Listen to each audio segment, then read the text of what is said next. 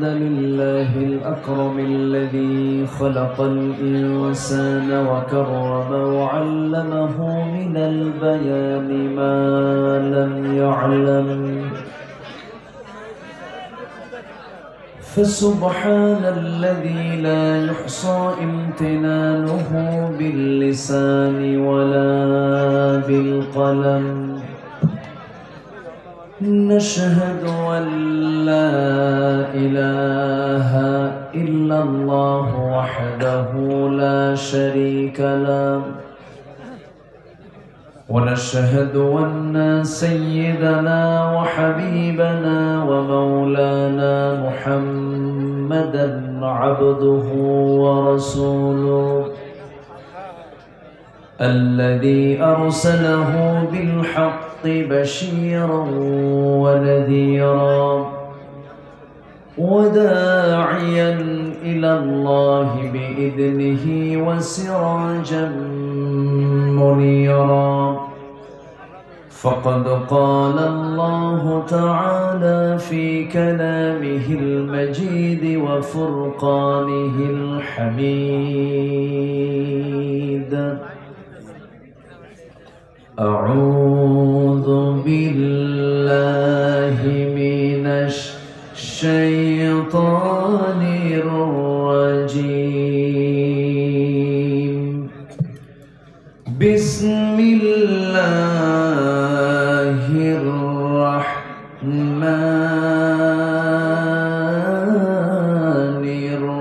الرحيم.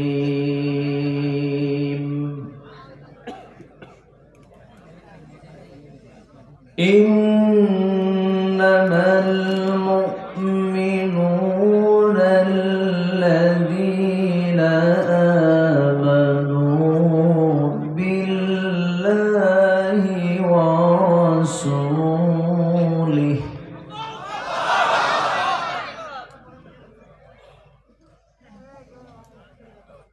ثم لم يرتابوا وجاهدوا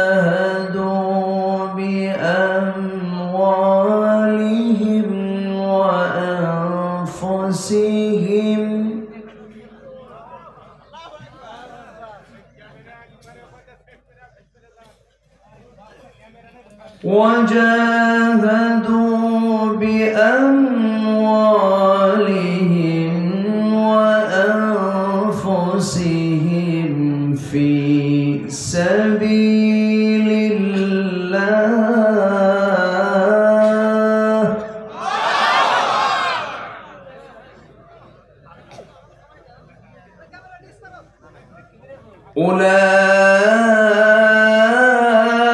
أولئك هم الصادقون.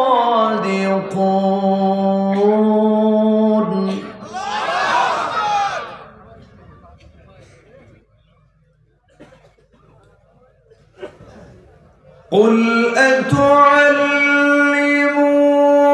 الله بدينكم والله يعلم ما في السماوات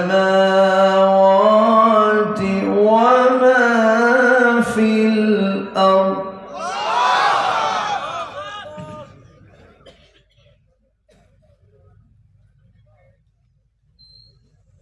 والله بكل شيء عليم.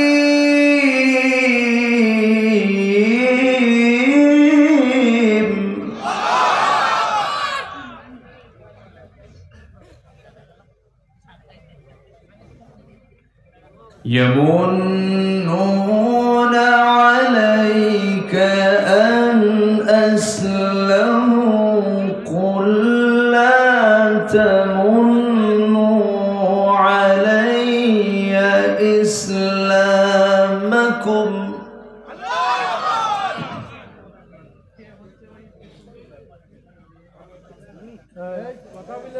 بل الله يمن عليكم أن هداكم للإيمان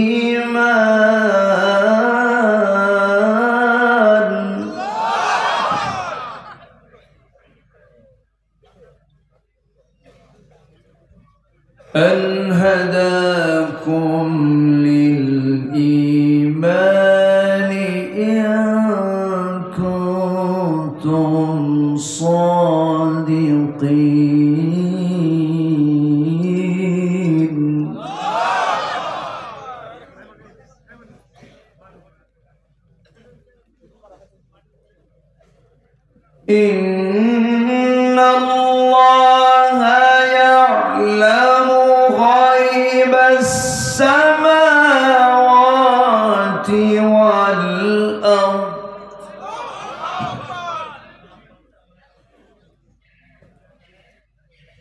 والله بصير بما تعملون.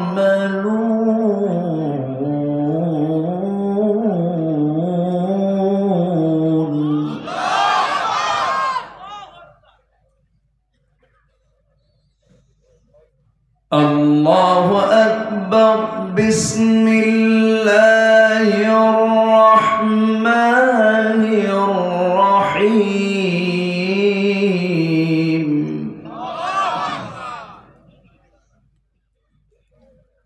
إن الله وملائكته يصلون على النبي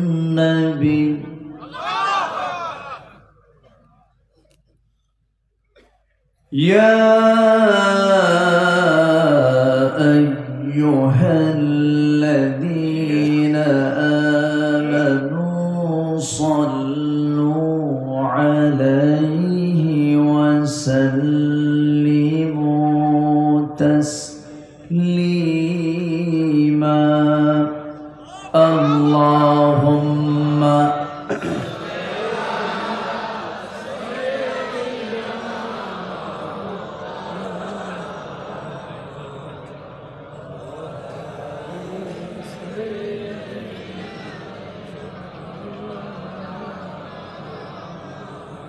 একটু মোহাম্মত দিয়ে নবীর প্রেমে মাতোয়ারা হয়ে জবান খুলে উচ্চ আওয়াজে সবাই বলুন আল্লাহুম্মা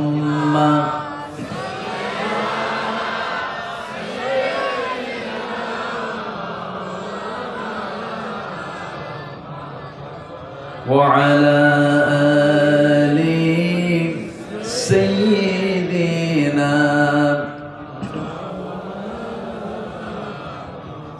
সবাই বলুন বালাগাল উলা বিকামালিহি কাশাফাত তুজা বিজামালিহি হাসনাত জামিউ খিসালিহি সাল্লু।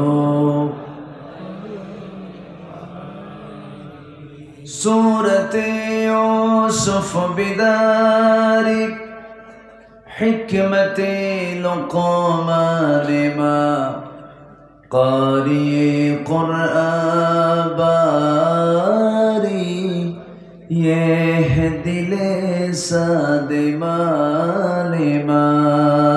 بلغ العلا بكماله كشف التجى بجماله حسنت جميع خصاله سلوا।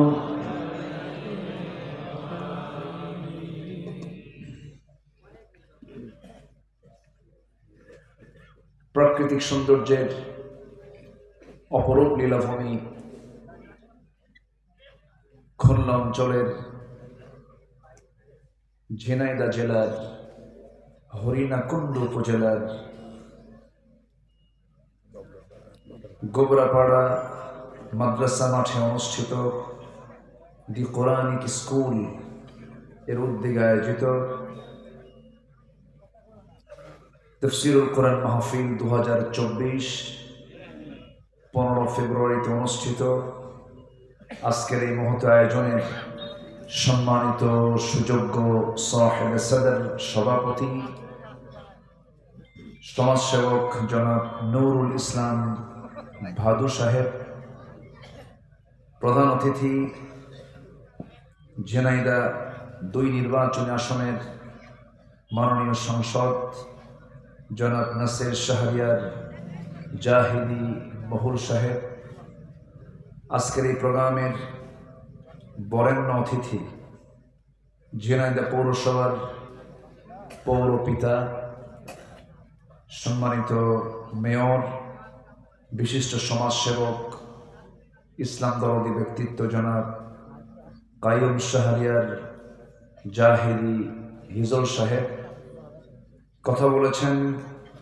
নন্দিত আলেমে দ্বীন মাওলানা ইব্রাহিম খলিল জিহাদি আজকের মাহফিলের বরেণ্য আলোচক, নন্দিত আলেমে দ্বীন, খ্যাতনামা মুফাসসিরে কোরআন, গবেষক ডক্টর মাওলানা হাবিবুর রহমান, উপস্থিত হাজরাত উলামায়ে কেরাম, ফদল আইজাম, সুশীল সমাজ, জাতির শ্রেষ্ঠ সন্তান শিক্ষক মণ্ডলী, জাতির বিবেক সাংবাদিকবৃন্দ, প্রশাসনের দায়িত্বে নিয়োজিত কর্মকর্তাবৃন্দ, সামনে উপস্থিত আজকের মাহফিলের প্রধান আকর্ষণ, যাদেরকে নিয়ে আজকের এই সাজানো গোছানো বর্ণাঢ্য আয়োজন, তাওহীদের পতাকাবাহী, কালেমার ঝান্ডাবাহী, দ্বীন ইসলামের নরসারদুল বীর মুজাহিদ, প্রাণ প্রিয় সম্মানিত দ্বীনি ভাইরা, আড়ালে বসে আছেন শ্রদ্ধেয়া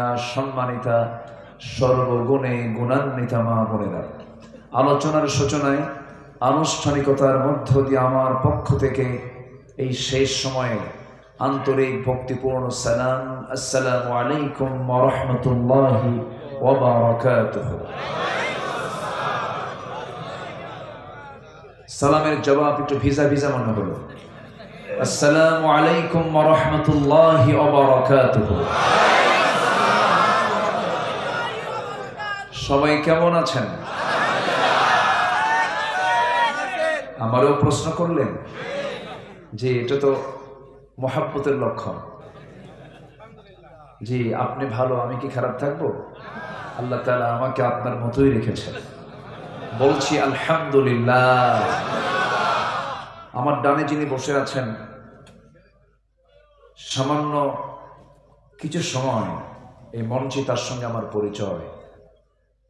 অত্যন্ত বিনয়ী মানুষ আমার কাছে মনে হয়েছে, খুব বিনয়ী হয়ে উনি প্রথমেই এসে বলতেছেন আমি তো অনেক সময় নষ্ট করে ফেলেছি। আসলে আল্লাহুম্মা ইন্নাকা আফুউন তুহিব্বুল আফওয়া ফাআফু আন্না, যার মুখে সরি শব্দ থাকে সে কোনোদিন পরাজিত হতে পারে না। সেটা পরিবারে হোক, সমাজে হোক, যে জায়গায় হোক না কেন, স্ত্রীর সঙ্গে গন্ডগোল, স্বামী স্ত্রী, যে বলবে আগে সরি সে হচ্ছে মহান। দেখবেন পরিবারটা ঠান্ডা হয়ে গেছে। তো উনি এত বিশেষ একজন ব্যক্তি, অত্যন্ত বিনয়ী মানুষ মনে হয়েছে আমার কাছে। তো আল্লাহ তাআলা ওনার দানকে কবুল করুন, ওনার বড় ভাইজানকে কবুল করুন।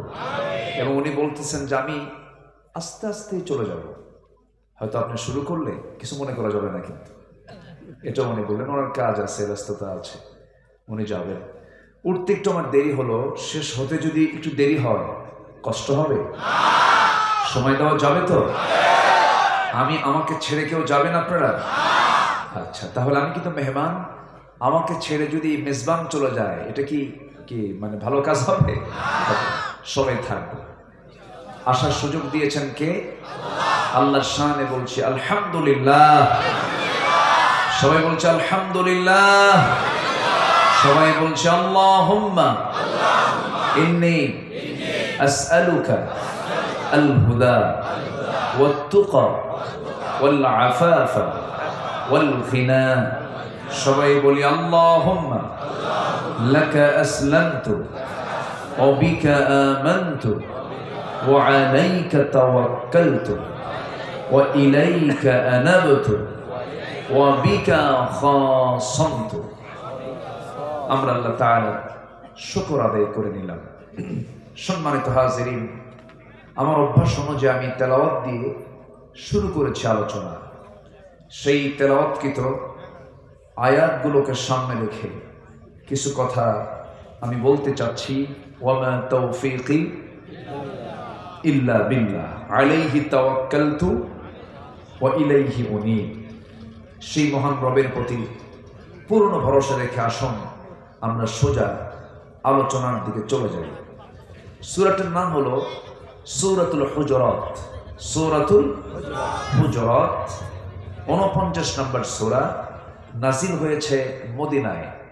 কোরআন নাজিলের জায়গা হলো দুটা, একটা হলো মক্কা, আরেকটা কোথায়? মদিনা। নবীর জন্ম হলো মক্কা, ওফাত হলো মদিনা, মৃত্যু হলো মদিনা। নবীর দাদার বাড়ি হলো মক্কা, নানার বাড়ি হলো মদিনা। তো আমার নবীজির স্মৃতিবিজড়িত এই মক্কা এবং মদিনা 13 বছর এবং 10 বছর, মক্কার 13 এবং মদিনার 10, এই 23 বছরের নবুয়তি জিন্দেগির এই সময় আল্লাহ তাআলা এই কোরআন 30 পারা প্রয়োজনের পরিপ্রেক্ষিতে আমার নবীর উপরে কিয়ামত পর্যন্ত মানবতার সকল সমস্যার সমাধান নিশ্চিত করার জন্য আল্লাহ তাআলা এই ঐশী বাণী গতানুগতিকভাবে আদম থেকে শুরু করে নিয়ে সর্বশেষ কিতাব হিসেবে আল্লাহ তাআলা এই কিতাবটা এই শেষ উম্মতের জন্য নাজিল করেছেন। তিনি কে? আল্লাহ। এবং কিয়ামত পর্যন্ত সমস্ত মানবতার জন্য নাজিল করেছেন কে? আল্লাহ তাআলা। সেই মাদানী সূরা সূরাতুল হুজুরাত থেকে আমি কয়েকটা আয়াত কারিমা তেলাওয়াত করেছি। এই সূরা হুজুরাত যদি আজকে আমার দেশের সকল শিক্ষাঙ্গনে যদি বাধ্যতামূলক করে দেওয়া হতো, দেশে কোনো উচ্ছৃঙ্খল, বেয়াদবি, শিষ্টাচার বহির্ভূত কোনো আচরণ কোনো নাগরিকের দ্বারা প্রকাশ পেত না। বলি আলহামদুলিল্লাহ। কেন বললাম? এই সূরাটা যদি কারো জানা থাকে সে অন্তত বেয়াদব হবে না। এটা খুব দামি একটা সূরা, এত গুরুত্বপূর্ণ এই সূরাটা। এই সূরার মধ্যে 10টা শিক্ষা আছে এবং আমি যেখান থেকে তেলাওয়াত করেছি আল্লাহ তাআলা বলছেন, দুনিয়ার কোনো দফতর নয়, শুধু 2টা গুণ তুমি অর্জন করবে, আমি তোমাকে আমার দফতর থেকে, আমার অফিস থেকে আমি তোমাকে সত্যবাদীর সার্টিফিকেট দিয়ে জান্নাত বুঝে দেব। জোরে বলে সুবহানাল্লাহ। আসুন সে আলোচনার দিকে আস্তে আস্তে আমরা চলে যাচ্ছি। কোরআনটা কার কিতাব বলেন তো? কোরআন কি অগোছালো না গোছালো? আচ্ছা, আকাশটা সাজানো না এলোমেলো? আকাশ কি এলোমেলো? কি সাজানো আকাশ। এবং আকাশ কি এমনি না, সুন্দর করে ডেকোরেট করা, সাজানো না? দেখেন এখানে এই সামিয়ানটা সাজানোর জন্য কত চেষ্টা করেছে আল্লাহ তাআলা। এত সুন্দর আকাশ বানিয়েছেন, অসংখ্য তারা, এক একটা তারকা সূর্য পৃথিবীর চাইতে 13 লক্ষ গুণ বড়, আর সেই সূর্যের চাইতে এক একটা তারকা 33 কোটি গুণ বড়। আকাশকে সাজিয়েছেন আমাদের চোখে জোনাকির মতো তারা, কিন্তু সেই তারাটা কত বড়। আকাশ সাজানো, জমিন সাজানো, যখন বিমানে চড়া হয়, নিচের দিকে যখন তাকানো হয়, কি সুন্দর আল্লাহর সৃষ্টির অপরূপ সৌন্দর্য। সমুদ্রের দিকে যখন তাকানো হয়, কি অপরূপ সৃষ্টি আল্লাহ তাআলা করেছেন। সব সাজানো না এলোমেলো? সে আল্লাহ তাআলা কোরআনটা দিয়েছেন এলোমেলো না সাজানো? এর মধ্যে কোনো অপ্রাসঙ্গিক কিছু আছে? অতিরিক্ত কিছু আছে? গোটা পৃথিবীর মহাসত্য যদি কিছু থাকে, মহাবিশ্বের চির বিস্ময়ে যদি কিছু থাকে, এটাই হলো কোরআন। জোরে বলি সুবহানাল্লাহ। এছাড়া পৃথিবীতে সত্য আর কোথাও কিছু নাই। সেই মহাসত্য থেকে বিপন্ন পৃথিবীর অনির্বার্য ঠিকানার কোরআন আল কারীম থেকে আমি তেলাওয়াত করেছি কয়েকটা আয়াত। সে আয়াতের দিকে আমি সোজা চলে যাচ্ছি। তবে হ্যাঁ, এই সূরার একটা প্রেক্ষাপট আছে। সব সূরা নাজিলের একটা প্রেক্ষাপট আছে না নাই? এই সূরাটা নাজিল হয়েছে আমার নবী একদিন সাহাবায়ে কেরামকে নিয়ে আলোচনা করছিলেন। হঠাৎ করে 2 জন সাহাবী, কয়জন? এই 2 জন সাহাবীর নাম সবাই জানবেন, সবাই জানেনও। এই পৃথিবীতে জান্নাতের সংবাদ পেয়েছেন পৃথিবীতে বসেই। কয়জন সাহাবী? 10 জন। এর মধ্যে প্রথম সিরিয়ালে 1 নাম্বার এবং 2 নাম্বার কে? আবু বকর আর এই 2 জন আমার নবীর সামনে বসা। আমার নবীজি বয়ান করছিলেন, আলোচনার মাঝে হঠাৎ করে সাইয়েদনা আবু বকর এবং ওমর এই 2 জন কথা বলতে বলতে, কনভারসেশন হতে হতে, মোকালামা হতে হতে কথাবার্তার মাঝে দুইজনের কথাটা আমার নবীর আওয়াজের চাইতে বড় হয়ে গেছে। আমার নবীর যে কথার যে আওয়াজ, তার আওয়াজের চাইতে তাদের কথার আওয়াজটা বুলান্দ হয়েছে। আমার নবীর কথা শোনা যাচ্ছিল না। নবীজির এটা মনোকষ্টের কারণ হয়ে গেল। নবীজি একটু মনোকষ্ট পাচ্ছিলেন, হারে আমার কথার চাইতে তাদের কথাগুলো কেমন করে বড় হয়, আমার নবীর মনে কষ্ট হবে, আল্লাহকে সহ্য করবেন নাকি? আল্লাহ সহ্য করবেন? আমার আল্লাহ তাআলা সঙ্গে সঙ্গে আয়াত নাযিল করলেন, লা তারফাউ আসওয়াতাকুম ফাওকা সাওতিন নবী ولا تجهروا له بالقول كجهر بعضكم لبعض أن تحبط أعمالكم وأنتم لا تشعرون. جل الله أكبر. ইমানদারেরা, তোমরা তোমাদের আওয়াজের চাইতে, নবীর আওয়াজের চাইতে তোমাদের আওয়াজকে তোমরা বেশি বড় করো না। নবীর কথার চাইতে তোমাদের কথার আওয়াজ যদি বড় হয়ে যায়, জেনে রেখে দিও তোমাদের যে ঈমান, তোমাদের যে নামাজ, তোমাদের যে কালাম, তোমাদের যে দান সদকা, তোমাদের যে জিহাদ, এত ত্যাগ স্বীকার করলে বেয়াদবির কারণে সমস্ত আমলগুলো আল্লাহ রাব্বুল আলামিন কাট করে ফেলবেন, নিষ্ফল করে ফেলবেন। তাহলে চিন্তা করে দেখুন ইসলামী আদবটা কত গুরুত্বপূর্ণ বিষয়। নবীজির একটা হাদিসে যথেষ্ট, রাসূল নিজে বলেছেন, যে ব্যক্তি ছোটদেরকে স্নেহ করবে না, বড়দেরকে সম্মান জানাবে না, যে ব্যক্তি ছোটদেরকে আদর করবে না, স্নেহ করবে না, মায়ের পরশ যোগাবে না, বড়দেরকে শ্রদ্ধার চোখে দেখবে না, রাসূল বলেন ফালাইসা মিন্না, সে আমার কেউ না, সে আমার উম্মতি না। অর্থাৎ যার আদব নাই সে আমার নবীর কেউ না। আল্লাহু আকবার বলেন। একটা আদর্শ সমাজের বৈশিষ্ট্য হলো ছোটদের প্রতি স্নেহ থাকবে, বড়দের প্রতি সম্মান থাকবে। সেই সম্মান, শ্রদ্ধা, স্নেহ, দয়া, মায়া, প্রযুক্তির উন্নতি হলেও সমাজ থেকে এই সব কিছু দয়া, মায়া, মোহাব্বত, ভালোবাসা বেড়েছে না কমেছে? হ্যাঁ, বাড়ছে না কমছে? কমছে। আগে আমার দাদা দাদির যুগে শিক্ষার হার বেশি ছিল না, কিন্তু তাদের মধ্যে শ্রদ্ধা স্নেহটা ছিল। আজকে শিক্ষার হার বেড়েছে, কিন্তু বেদবের পরিমাণ কমছে না বাড়ছে? বাড়ছে। যার বাপ মারা গেল সে তো এতিম না, প্রকৃত এতিম তো সেই যে আদবের শিক্ষা থেকে নিজেকে বঞ্চিত রাখলো।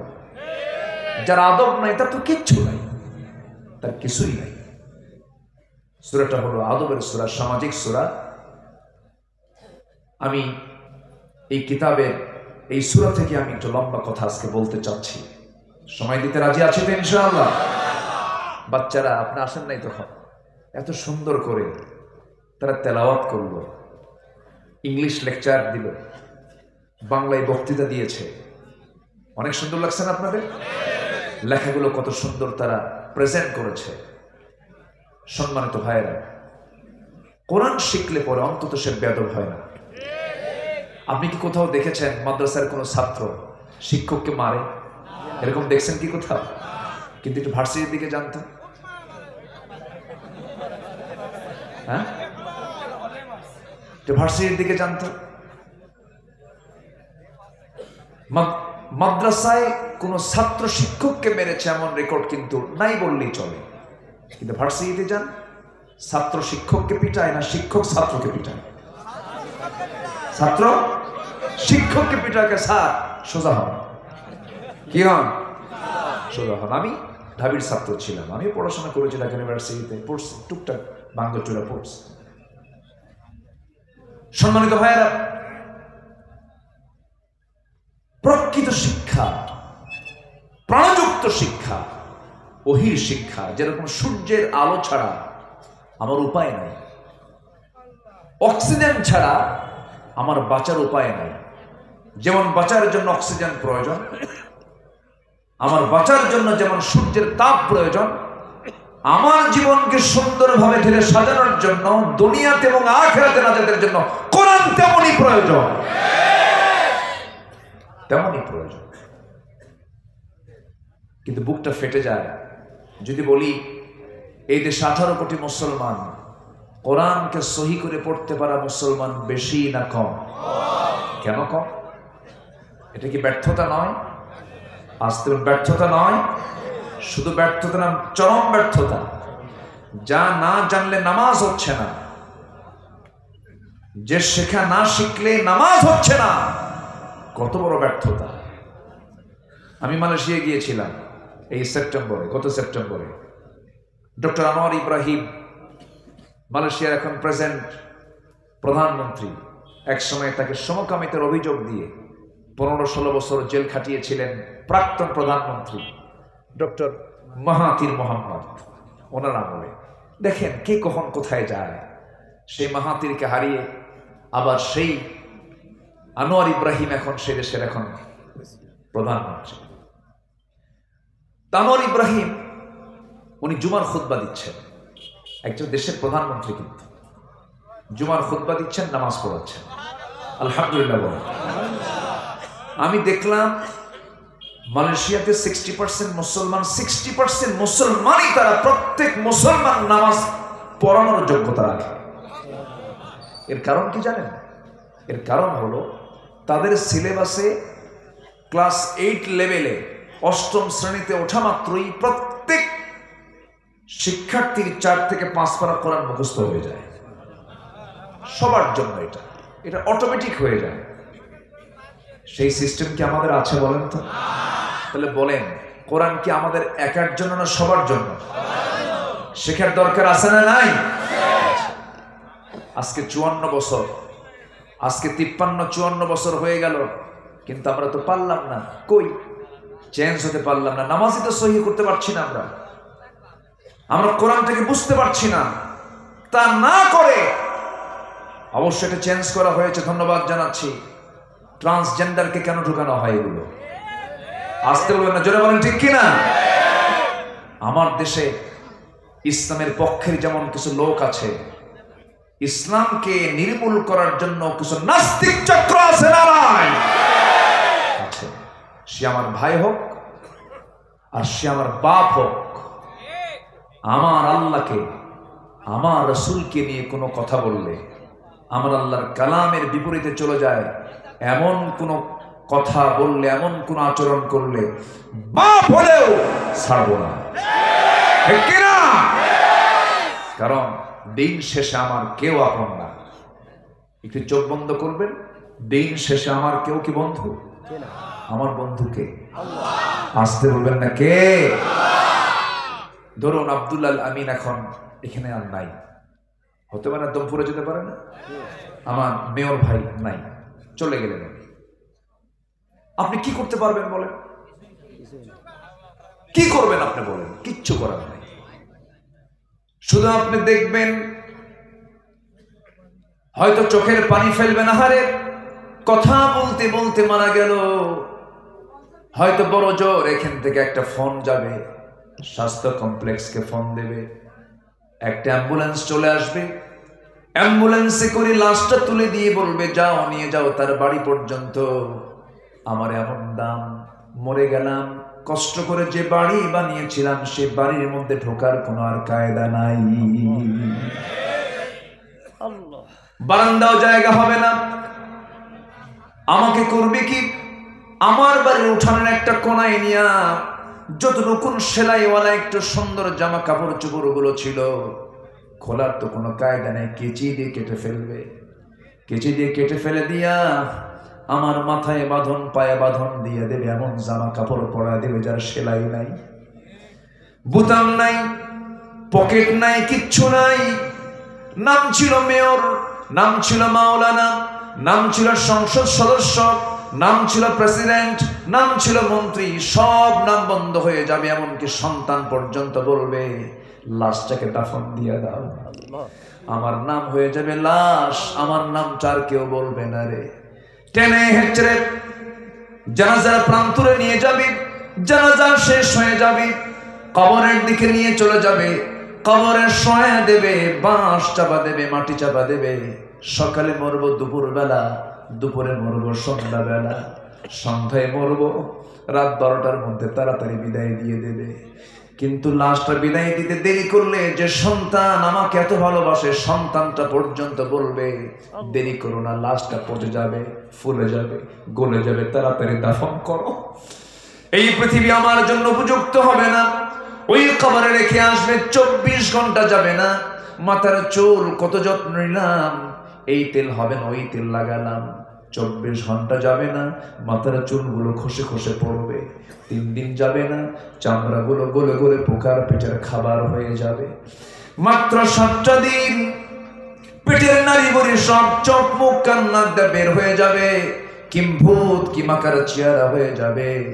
মাত্র 3টা মাস কবর যদি খনন করে দেখা হয়, কয়েকটা হাড় ছাড়া আর আমার কোনো অস্তিত্ব নাই। দিন শেষে বন্ধু কেউ না, দিন শেষে বন্ধু আমার কেবলমাত্র একমাত্র শুধুমাত্র কে? কে? আল্লাহ। কত রাজা, কত মহারাজা, কত পাওয়ার, সব তো একদিন চলে গেছে, যায় না? চলে গেছে না? চলে গেছে। ফেরাউন নাই, নমরুদ নাই, হামান নাই, এমনকি আল্লাহর নবীরাও দুনিয়া থেকে বিদায় নিয়েছেন, আমিও বিদায় নেব। এতে কোনো সন্দেহ আছে? আসতে বলবেন সন্দেহ আছে? এই জন্য বন্ধু যদি পাততেই হয়, বন্ধু যদি বানাতেই হয়, আমার বন্ধু বানানো উচিত। আমি যদি বিচক্ষণ হই, 1 নম্বর বন্ধু কে হওয়া দরকার? আসতে বলবেন না, কে হওয়া দরকার? আল্লাহ। আল্লাহর কাছেই তো চলে যাব আমরা। সেই আল্লাহর সঙ্গে বন্ধুত্ব তৈরি করতে হলে যে কিতাবের সঙ্গে সম্পর্ক রাখতে হবে বেশি, সেই কিতাবের নাম কি? কোরআন। কোরআন হচ্ছে চিঠি। কোরআনটা কি? চিঠি। আল্লাহ তাআলা আমাকে দিয়েছেন, বুঝে শুনে দেখব, উত্তর রেডি করব, কবরে যাব, আল্লাহর কাছে জবাব দেব, জান্নাত বুঝে নেব। যেরকম সুবহানাল্লাহ, যেরকম সুবহানাল্লাহ। এটা হচ্ছে জান্নাতে যাওয়ার সিলেবাস। জান্নাতে যাওয়ার সিলেবাস, না জানার কোনো বিকল্প নাই, জানতে হবে। এটা আলেমদের জন্য শুধু নয়, সবার জন্য। এটা এই সিলেবাস কি শুধু আলেমদের জন্য না সবার জন্য? জান্নাত কি শুধু আলেমরা পাবে না সবাই পাবে? সবাই পেতে হবে, আমরা সবাই পেতে চাই। জোরে বলি ইনশাআল্লাহ। না পড়ে, না লিখে, না জেনে কি পাশ করা যায়? তবে জান্নাত পেতে হলে না জেনে, না বুঝে, না আমল করে কি জান্নাত পাওয়া যাবে? সস্তা হিসাব, আমল করব আমরা। জোরে বলি ইনশাআল্লাহ। সম্মানিত ভাইয়েরা, তাহলে আমরা শিষ্টাচার বহির্ভূত কোনো আচরণ করব না। আমরা দেখেন, আব্বা আম্মার ক্ষেত্রে সদাচার দরকার আছে না নাই বলেন তো? আজকে শিক্ষার হার বেড়েছে, কিন্তু বাপ মার সেবার হার বাড়ছে না কমছে? বলেন বলেন বলেন। তাহলে অবশ্যই এর মধ্যে কিছু ত্রুটি আছে না নাই? যে শিক্ষা, এর মধ্যে কিছু ত্রুটি আছে না নাই? কে বলেছে গুলশান, ধানমন্ডি, জুএইচএস, বাড়িধারার মানুষগুলো কে বলেছে তারা শান্তিতে আছে? কে বলেছে? হয়তো ভাবি তারা সেখানে খুব সুখে আছে। না, আমি ঢাকার একটা মসজিদের জুমার খুতবা মাঝে মাঝে দেই। অনেক সচিব পর্যায়ের, অনেক বিশেষ শ্রেণীর পর্যায়ের কিছু মুসল্লি এসে নামাজ পড়েন, বয়স্ক লোক এসে নামাজ পড়েন, চোখের পানি ফেলে ফেলে কান্দেন, হুজুর সন্তানটা আমার আমেরিকায় থাকে, ইউরোপে থাকে, আমরা বুড়া হয়ে গেছে, খেদমত করার কেউ নাই, সব ব্যস্ত। যে সন্তান বাবার বুড়াকালে বাবার খেদমত না করে ব্যস্ততা দেখায়, ওটা সুপুত্র নয়, ওটা কুপুত্র। কথা ক্লিয়ার? আমেরিকায় বুড়া মানুষের দাম নাই, সেখানে বৃদ্ধাশ্রম গড়ে তুলেছে তারা। ইউরোপে বুড়া মানুষের দাম নাই, কিন্তু ইসলাম এমন একটা দিনের নাম, সবচাইতে বেশি দাম দিয়েছে বুড়া মানুষকে। বুড়া মানুষের সবচেয়ে দাম ইসলামে বেশি। কিন্তু আজকে কোন শিক্ষা পেলাম? অনেক সন্তান আছে বাপ মাকে বৃদ্ধাশ্রমে রেখে আসে, আছে না? আমি নিজের চোখে দেখেছি, গাজীপুরে কিছু বৃদ্ধাশ্রম গড়ে উঠেছে। এটা আমাদের জন্য লজ্জার কারণ। আল্লাহ তাআলা প্রত্যেক সন্তানকে তার বাপ মাকে দেখতে বলেছেন কোন বয়সে? বাবার। আচ্ছা, বাপ মাকে দেখতে হবে বুড়া বয়স, আর বাপ মা দেখছে আমার কোন সময়? শিশু বয়স। আমি যখন বুড়া ছিলাম, কয় না বাচ্চাদের কি কয় আদর করে, কি বলে? বুড়া কয় না, এই বুড়ি বলে না? আমি যখন বুড়া ছিলাম তখন আমার বাপ মা ছিলেন ইয়াং, আমি বুড়ি, আমি শিশু, আমি বুড়া, আমি শিশু, আমাকে দেখেছেন। আমাকে কি দেখতে কোনো ফাঁকি দিয়েছেন? আমার মা ফাঁকি দিলে আমি বাঁচি? আমার মা যদি ফাঁকি দিতেন আমি বাঁচতাম? কিন্তু আমরা কি করি? আসতে কয় ফাঁকি দিই না? আচ্ছা বলেন তো, মা বড় না বউ বড়? চিন্তা করে কবেন, কিন্তু ভালো করে বলুন, মা বড় না বউ বড়? মাহফিলে মা বড়, বাড়িতে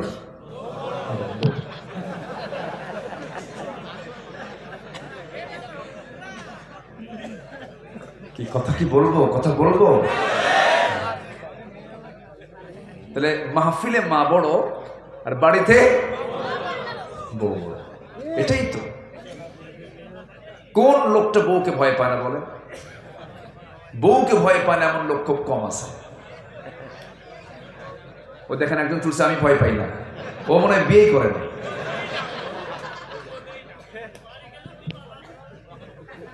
বউ তো ফার্স্ট ক্লাস দারোগা, উপায় নাই। বউকে সাথে নিয়ে যদি আপনি রাস্তায় চলেন, আপনার 100% নিরাপদ, আপনার চোখের কোনো গুনাহ হবে না। বউকে সাথে নিয়ে চলবেন। বউ থাকা অবস্থায় যদি আপনি কোনো নারীর দিকে যদি 30 সেকেন্ড চায় থাকেন, 30 সেকেন্ড, আর এটা যদি আপনার বউ দেখে একবার, হয়তো ওই সময় কিছু বলবে না। সন্ধ্যার পর গিয়ে যখন বলবেন সুইটি এক গ্লাস পানি দাও তো, তোমার সুইটি চায় থাকবে আরেক দিকে। ঠিক আছে না? স্ত্রী কিন্তু স্বামীর পাহারাদার, স্বামী স্ত্রীর পাহারাদার। কিন্তু সেই স্ত্রী বড় না মা বড়? মাটা কিন্তু বড়। কিন্তু আজকে এমন রেকর্ড আমাদের আছে। আমি গত মাসখানেক আগে আমার পাশে এক চেয়ারম্যান সাহেব বসা, আমি আলোচনা করছিলাম, এমন সময় আমাকে চেয়ারম্যান সাহেব আমাকে কানে কানে বলছেন, হুজুর একটা রিপোর্ট আসলো, আমি থাকতে পারছি না। কেন?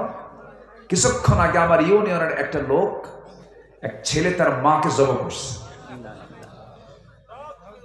চিন্তা করেন মানুষ কত পাশবিক হলে পরে সন্তান হয়ে মাকে খুন করতে পারে। এমন রেকর্ড আছে না নাই? আসতে বলবেন না, আছে না নাই? কি শিক্ষার অভাব বলেন। আর কার ভয় নাই? ভয়টা হবে কেমন? আল্লাহর ভয়ের জ্ঞান তো জানতে হবে, তাহলে তো আল্লাহর ভয় আসবে। পরিবেশ থাকতে হবে। আজকে পাপ কাজ করা সহজ না ভালো কাজ করা সহজ? হ্যাঁ, পাপ কাজ করা সহজ। আচ্ছা, বিয়ে করা কঠিন না জেনা করা কঠিন? দেখেন যুবকরা কিন্তু ঠিকই বলতেছে। এই ভালো করে কর, বিয়ে করা কঠিন না জেনা করা কঠিন? বিয়ে করা কঠিন, জেনা করা সহজ। 14 ফেব্রুয়ারি চলে গেল, হ্যাঁ গেল না? কি চলছে, কি নোংরামি গুলো, এগুলো কি ইসলাম এলাও করে? ইসলাম এগুলো এলাও করে? সম্মানিত ভাইয়েরা, মদ্যপান করা কি? আমাদেরকে প্রশাসন থেকে বলা হয়েছে মাদক নিয়ে কিছু কথা বলবে। মদ খাওয়া কি? আজকে হারাম না 1000 বছর আগে হারাম? এ হারাম করে দিয়েছেন কে? আসতে বলবেন না, কে করে দিয়েছেন? কিয়ামত পর্যন্ত হারাম এটা। কেন মদ হারাম? কি জন্য হারাম?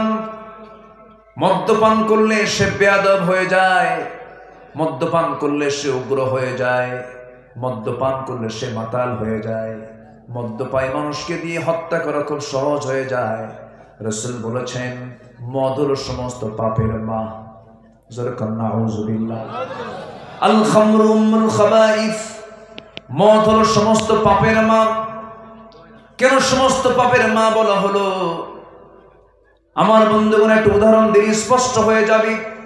কোন এক আল্লাহর ওলি কোন একটা নগরে বসবাস করতেন। ওই নগরে একজন বড় খারাপ দুষ্ট চরিত্রের মহিলা বসবাস করত।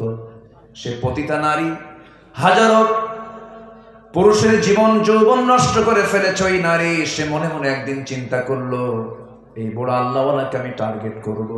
টার্গেট করে ফুসলায় তাকে ঘরের মধ্যে তুলে বেকায়দায় ফেলে দিয়ে বলে, শোনো, আমি হলাম এই নগরের সবচেয়ে খারাপ একজন নারী। আমি তোমাকে এমন একটা বেকায়দায় ফেলে দিয়েছি, আমি যদি এখানে একটা চিল্লাম মারি তোমার মান সম্মান সব শেষ হয়ে যাবে। নগরবাসী সব এসে তোমার এই দৃশ্য দেখবে। অতএব এই বিপদ থেকে যদি তুমি বাঁচতে চাও, আমি তোমাকে 3টা অপশন দেব। নাম্বার 1 হলো এই যে মদের বোতল, এখান থেকে তোমাকে মদ্যপান করতে হবে।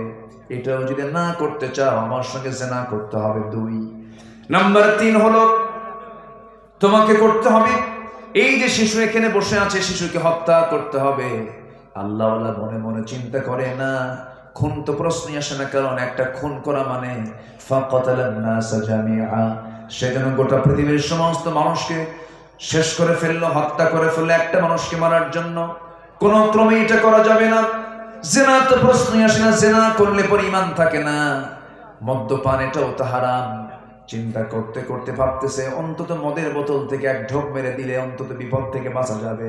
এটাকে দুর্বল মনে করে, এই অপরাধকে ছোট অপরাধ মনে করে যখন আল্লাহর ওলি যখন এক ঢোক মেরে দিয়েছে, তাল না মাতাল? আসতে কয় মদের ফলাফল কি তাল না মাতাল? মাতাল। আমেরিকা তো সুখ নাই, ওরা সুখ পায় হলো এই যে একটু নেশা টেশা কইরা বেহুশ থাকে 3 দিন, এরপর অফিস যেতে হুশ ফেরে, এরপরে যায় অফিসে আকাম কুকাম করে। আমার বন্ধুগণ, মদের ফলাফল হলো সে মাতাল হয়ে যায়। কোন এক বেচারি মদটদ খায় আর 3টার দিকে চলে আসছে বাড়িতে, দরজায় নক করছে। দরজায় নক করা মাত্রই বউ তো টের পাইছে যে রাত 3টায় আসা মানে আমার স্বামী কি খাইছে বোঝাতে যাচ্ছে। বউ তো জানে যে স্বামীর চরিত্র কেমন।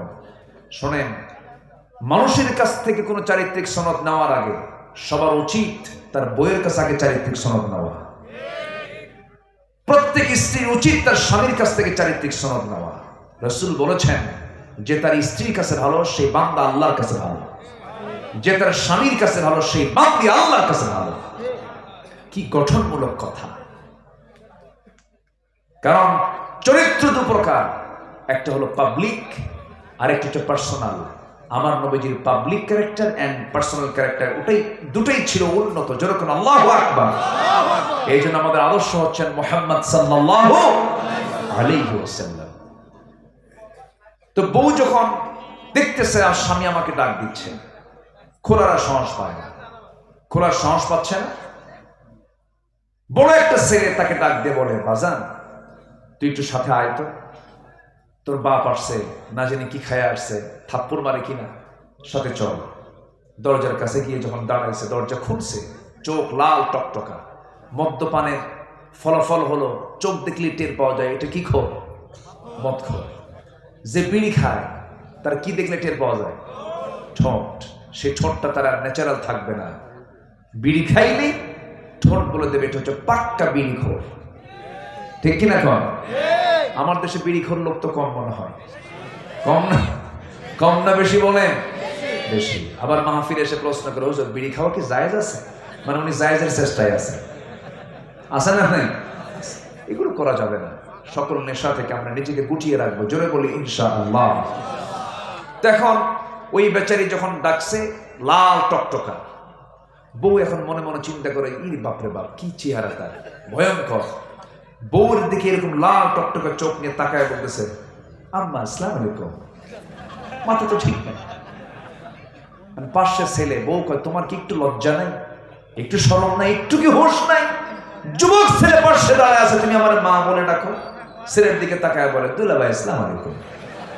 বলবি তো, হেড অফিস তো ঠিক নাই।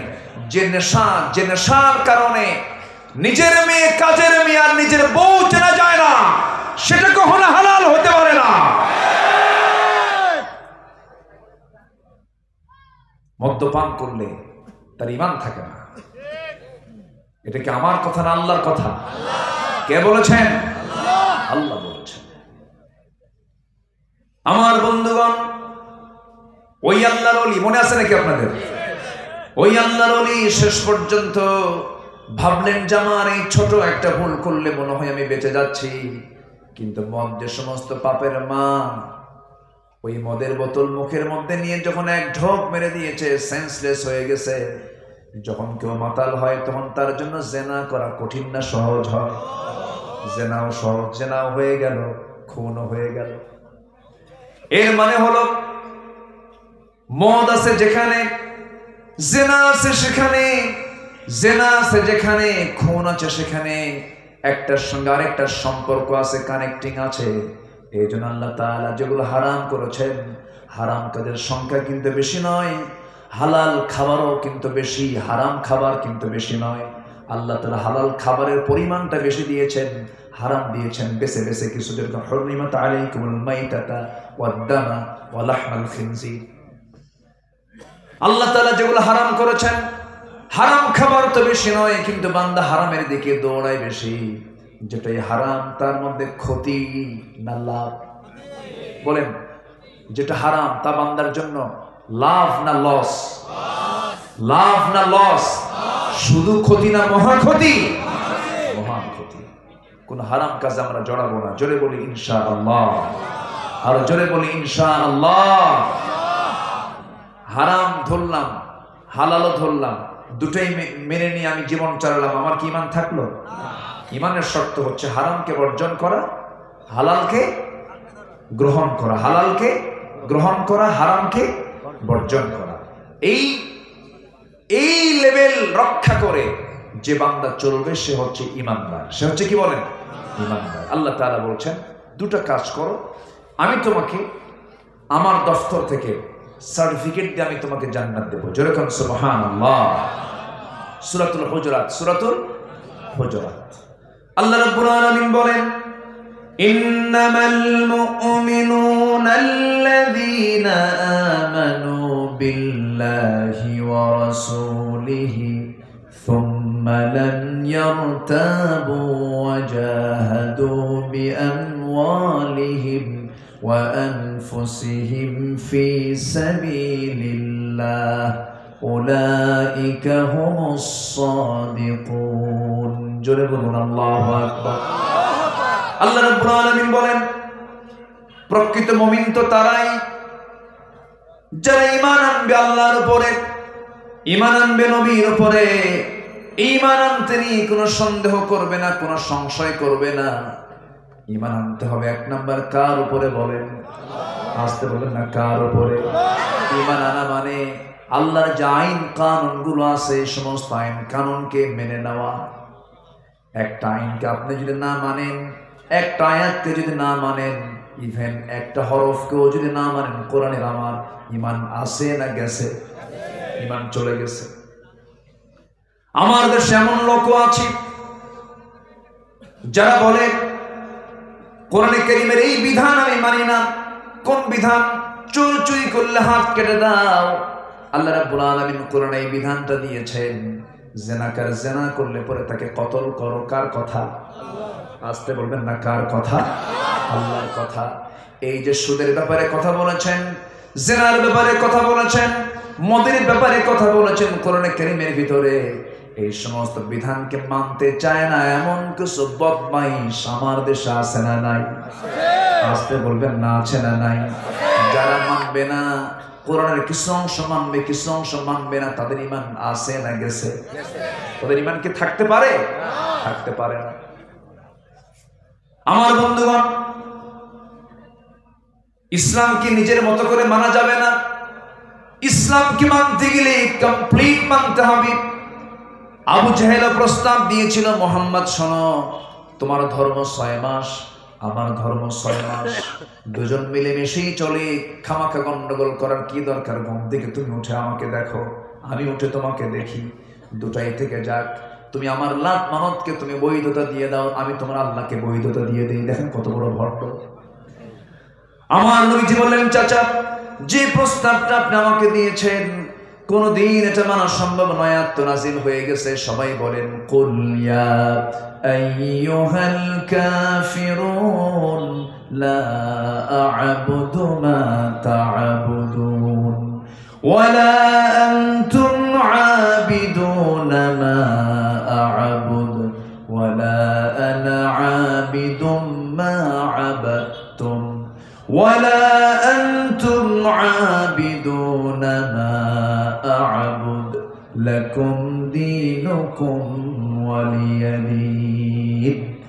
রাসূল বললেন, ও আবু জাহেলরা শোনো, তোমরা যারা গোলামি করো আমি তারা গোলামি করি না, আমি যারা গোলামি করি তোমরা তারা গোলামি করো না। তোমার দিন তোমার কাছে, আমার দিন আমার কাছে। যখন এই কথা ক্লিয়ার হয়ে গেল, আবু জেহেল বলল, মোহাম্মদ শোনো, মদ আমার পানির চেয়েও প্রিয়, জিনা আমার প্রিয় কাজ, সুদের কারবার আমার বড় কারবার, এই তিনটা জিনিস আমি ছাড়তে পারবো না।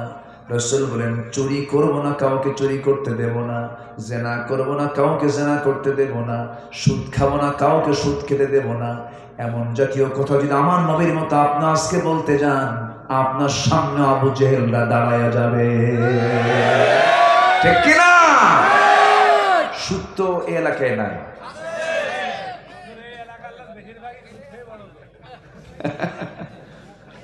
এই এলাকার ভাষাটা খুব সুন্দর লাগে আমার কাছে।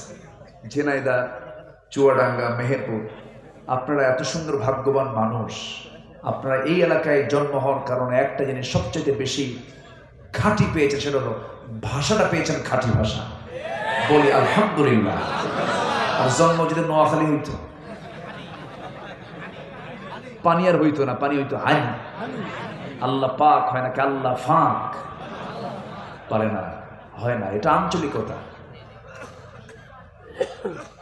রাজশাহীর মানুষ, ওরা তালিবুর স বলতে পারে না, সালাম দিতে নিয়ে বলে আসসালামু আলাইকুম, আগে সালায়ের পরে দুলাভাই, হয় না। রংপুরের মানুষ র পারে না, বাড়ি কোথায়? অংপুর। সিরাজগঞ্জের মানুষ দুন্ত স পারে না, বাড়ি কোথায়? হিরাজগঞ্জ। রংপুরে র গেছে, সিরাজগঞ্জে দুন্ত স গেছে, নোয়াখালী প গেছে। এরকম করে কোথাও না কোথাও কিছু হরফ নাই, আউট। কিন্তু ঝিনাইদহ, কুষ্টিয়া, মেহেরপুর, চুয়াডাঙ্গা কোনো হরফ আউট হয় না, সব ঠিকই আছে। বলি আলহামদুলিল্লাহ। অনেক সুন্দর সহি বাংলায় আপনারা কথা বলেন। এমনকি এলাকার একটা শ্রমিক, রিক্সা চালক, ভ্যান চালকের ভাষাও অন্য এলাকার প্রফেসরের চাইতে ভালো, তাই না? অনেক সুন্দর ভাষায় আপনারা কথা বলেন। ভাষার মধ্যে একটা মিষ্টি ভাব আছে, এটা মা থেকে পেয়েছেন। এটা বড় একটা পাওয়া, কিন্তু এটা বড় একটা প্রাপ্তি। আমাদের বহু শিক্ষিত মানুষ সিলেট, চিটাগাং, যখন এত এডুকেটেড তারা, কিন্তু তাদের আঞ্চলিকতা ছাড়তে পারেন নাই। কথা বলতে নিয়ে বোঝা যায় না, কিন্তু এটা আপনাদের মধ্যে নাই। আলহামদুলিল্লাহ বললেন না আপনারা? জোরে বলি আলহামদুলিল্লাহ। সম্মানিত ভাইরা, তাহলে সুদ কি খাওয়া যাবে? আমি কি একটু এই লাইনে যাবো, একটু যাবো নাকি দৌড় মারবেন আবার? হ্যাঁ, এরকম কিছু মনে করতেছেন নাকি? সুদ খাওয়া কি বলেন? আরো জোরে বলেন। সুদ খাওয়া মানে কি জানেন? নিজের মার সঙ্গে জেনা করা। কত বড় গুনাহ, কত বড়! সুদের সর্বনিম্ন গুনাহ হলো নিজের মার সঙ্গে জেনা করা। এই পাপগুলো অনেক নামাজিও করে, নামাজ পড়ে, সুদও খায়, আছে না নাই বলেন? ওরা আবার একটা ব্যালেন্স করে যে ভালো মন্দ দুটোই তো করবো, যোগ বিয়োগ তো হবে, একটা হিসাব করে কাটাকাটি করে জান্নাত তো কোনো মতো পাবে, আল্লাহ তো রহমান। এত সুন্দর করে হিসাব কষে ওরা। ওই চোরের মতো, এক চোর গেছে কুরবানির আগের জুমায় নামাজ পড়তে। কোরবানি হবে তার আগের জুমায় নামাজের বয়ানে খতিব কিসের বয়ান করে? কোরবানি। কোরবানির এমন একটা বয়ান দিয়েছে খতিব সাহেব, চোর তো একদম অস্থির হয়ে গেছে, যেমন করে হোক আমার কোরবানি দিতে হবে। করছে কি? চুরি করে গরু আনছে। চুরি করে গরু আনতে নিয়ে ফজরের সময় মসজিদের সামনে দিয়ে আসতেছে, ইমাম সাহেব সামনে দাঁড়ায় গেছে, ওযু করবেন। কি ব্যাপার, তুমি এত রাতে হাতে গরু? কুজুর আপনার জন্যই তো। আমার জন্য মানে? আপনার খুতবা শুনে আমি অস্থির হয়ে গেছি, কোরবানি দিতেই হবে আমার। তো পাইছো কি গরু? কুজুর চুরি করে আনছে। তো চুরি করে আনছে, কোরবানি দিবা? আমি কেটে বলছি, আপনি বলেন নাই, কিন্তু আমি একটু হিসাব মিলাইছি। কি হিসাব করছো? দেখেন, প্রত্যেকটা পশমে পশমে একটা করে নেকি কোরবানি দিলে প্রাণী, আর আমার চুরি করার গুনাহ মাত্র একটা। অন্তত চুরি করার গুনাহ আর কোরবানি দেওয়ার সওয়াব যদি আপনি প্লাস মাইনাসও করেন, প্লাস মাইনাস মাইনাস, সওয়াবও নাই, গুনাহও নাই, মাঝখান থেকে আবার গোশত খাওয়া তো বোনাস। এরকম চিন্তাশীল গবেষক আছে না নাই বলেন? আছে না নাই? এমন করে জান্নাত পাওয়া যাবে না। জান্নাত পেতে হলে আগে ফ্রেশ হয়ে আসতে হবে। সাইয়েদনা ওমর কোন খলিফা বলেন, কয় নাম্বার? ওমর ফারুককে চিনেন তো সবাই, নাম শুনছেন না? অনেকদিন আগে এক মাহফিলে বলছি, ওমর ফারুককে চিনেন কে? সামনে থেকে এক ছেলে দাঁড়ায় বলে, হুজুর আমি চিনি। কে? দোতলায় ভাড়া থাকে আমাদের বাড়ি।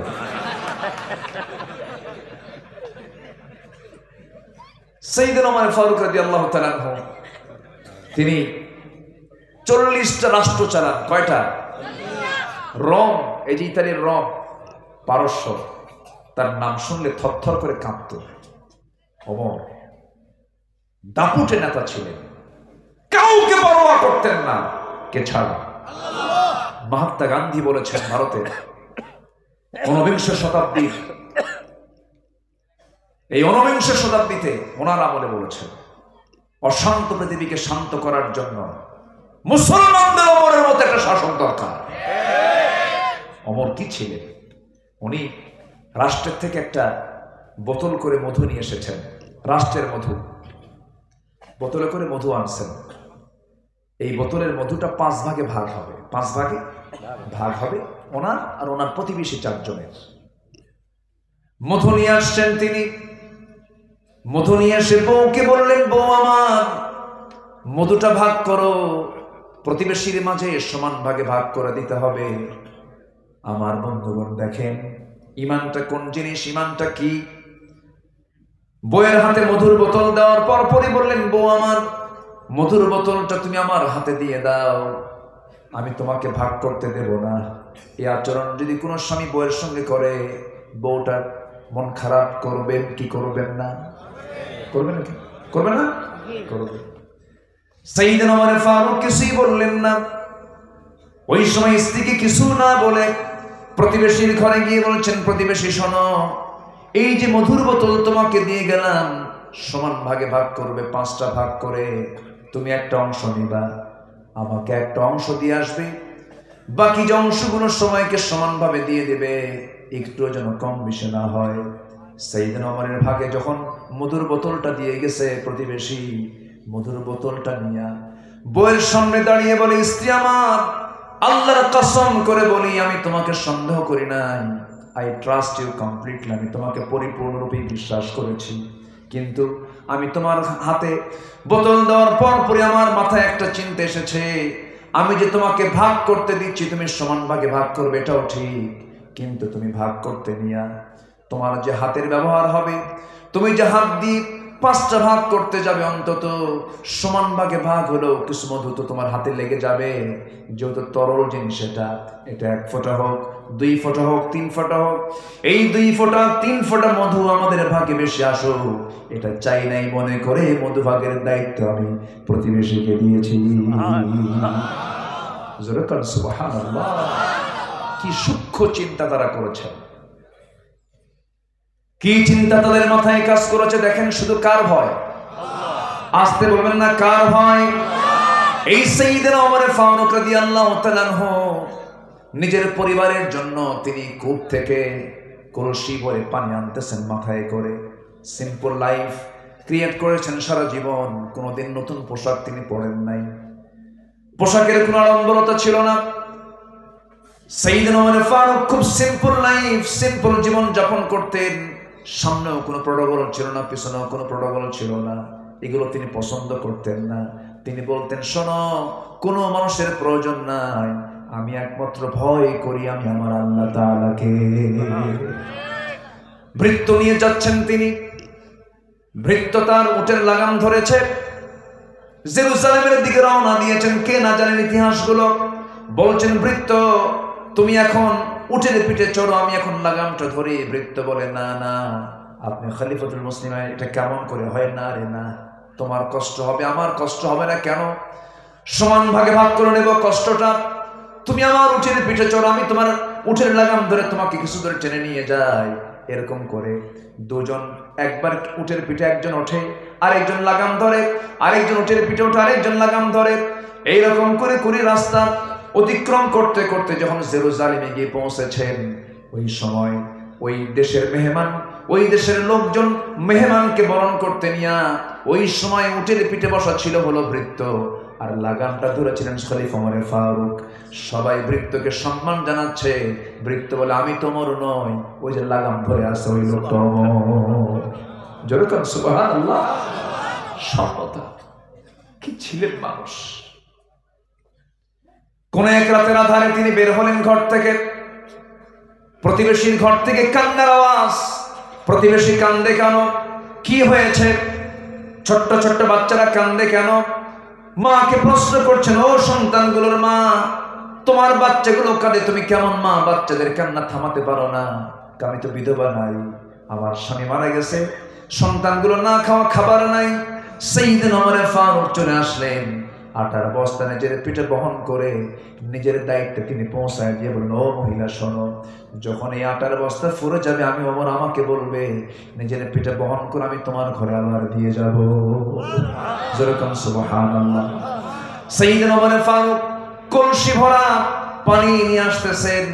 একজন এসে প্রশ্ন করতে নিচ্ছে, ওমর আমার একটা প্রশ্ন আছে, ফয়সালা দিতে হবে। তিনি বলেন, কি প্রশ্ন বলো? মাথায় কলসি রাখলে কি কথা বলা যায় নাকি? আপনি নিচে রাখেন, মাটিতে রেখে দেন। সাইয়েদনা ওমর ফারুক করলেন কি, মাথার কলসি মাটিতে না রেখে তিনি হাঁটুতে রেখে বলছেন, কি প্রশ্ন বলো? এবার প্রশ্নকারী বলছে, এবার তো কষ্ট আরো বেড়ে গেল, আপনি হাঁটুতে রেখলে তো আরো কষ্ট বেশি হবে, মাটিতে রেখে দেন। না, মাটিতে রাখবো না আমি, কারণ আছে। কি সমস্যা বলেন? সাইয়েদনা ওমর ফারুক বললেন, কলসির তলা হলো ভিজা, জমিন হলো শুকনা। এই শুকনা জমিনে যদি আমি ভেজা কলসির তলা যদি রেখে দিয়ে দেই, এই শুকনা জমিনের মাটিটা কলসির তলে লেগে যাবে। এতটুকু মাটি আমি যদি নিয়ে যাই, কিয়ামতের দিন এই জমিওয়ালা আমার বিরুদ্ধে মামলা দেবে। যেরকম সুবহানাল্লাহ। এটার নাম ঈমান। এটার নাম কি বলে? ঈমান। সাইয়েদনা ওমর ফারুক বলেন, ও বিশ্ববাসী, ও আমার দেশের জনগণ, তোমার শুধু মানুষ, আমি ভয় পাই একটা জন্তুর ব্যাপারেও। ফোরাত নদীর তীরে একটা কুকুর যদি অনাহারে মারা যায়, ইরাকের রাস্তা খারাপের কারণে, বাগদাদের রাস্তা খারাপের কারণে, একটা উট যদি তার গর্তের মধ্যে পা পড়ে, উটের পা যদি ভেঙে যায়, উটের পা কেন ভাঙলো আর কুকুর কেন অনাহারে মারা গেল? কিয়ামতের দিন আল্লাহর সামনে আমার এই কুকুরের উটের জন্য জবাবদিহি করা লাগবে। যেরকম আল্লাহু আকবার। এটার নাম ঈমান। এটার নাম কি বলে? দায়িত্ব যার যত বেশি, জবাবদিহিতা তত বেশি। কর্মীর জবাব বেশি না নেতার জবাব বেশি? বলেন বলেন বলেন বলেন। ইমামের দায়িত্ব বেশি না মুসল্লির দায়িত্ব বেশি? জবাব দিতে হবে সবচেয়ে বেশি কাকে? ইমামকে।